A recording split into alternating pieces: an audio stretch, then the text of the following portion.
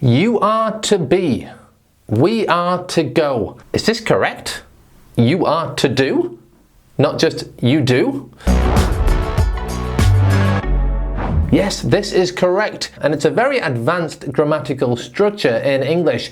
So if your goal is to pass an advanced exam or just to impress people with your wonderful English, then you're going to want to use this structure. So to construct it, it's really simple. It's the verb to be, I am, you are, she is, we are, followed by an infinitive, so the verb with to do, to go, to visit, to stay. The result is that it looks like this. You are to go. He is to stay. We are to visit. That's how we construct it, but when do we use it? Now that's the important thing, and we use this structure in 5 different ways, 5 different scenarios, situations. So the most important thing is to learn what situations we can use this in.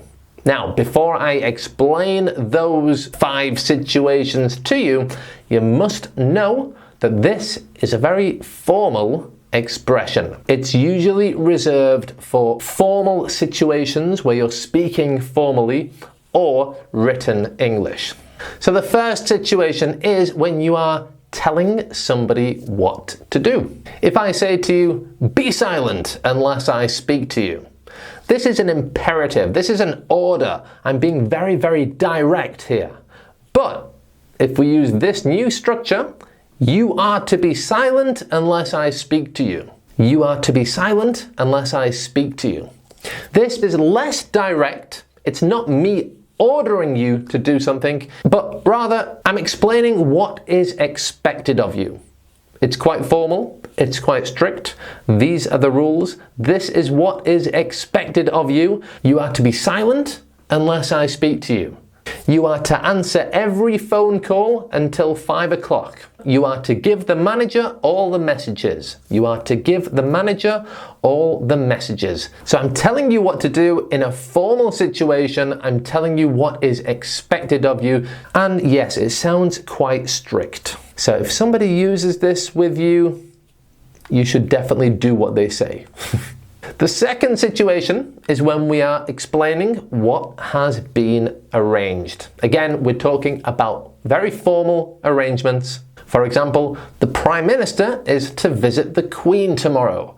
The Prime Minister is to visit the Queen tomorrow. This is a formal arrangement that has been made. The Prime Minister is to visit the Queen tomorrow. Okay, the third situation when we use this to be to do grammar construction is when we are asking someone what we should do. For example, what are we to do? What are we to do? And the answer, you are to sit there and reply to all those letters. You are to reply to all of those emails.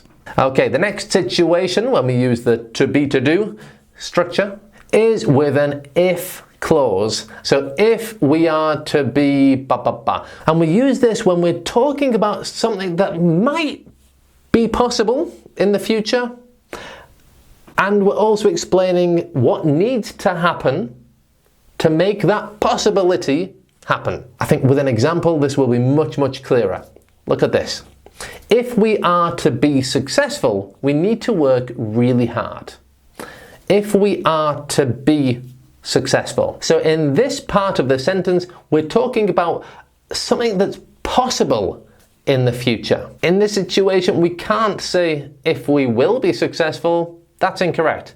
If we are successful, that's incorrect. If you want an informal alternative, you could say, if you want to be successful, you need to work very hard.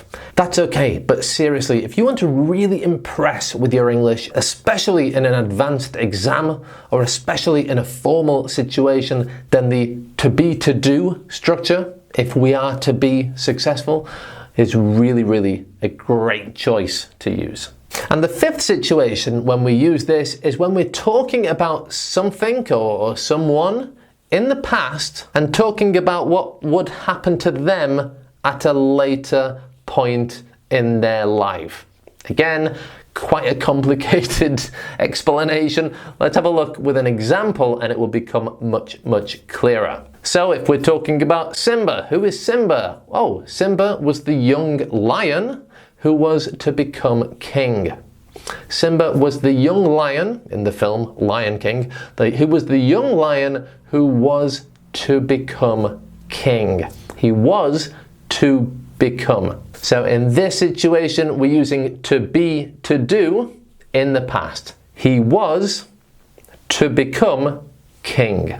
I went traveling with the girl who was to become my wife. So using this structure will help you sound really advanced in English, and I've made a playlist there with some other tenses and grammatical constructions which will also help you sound really advanced and really impressive in your spoken English.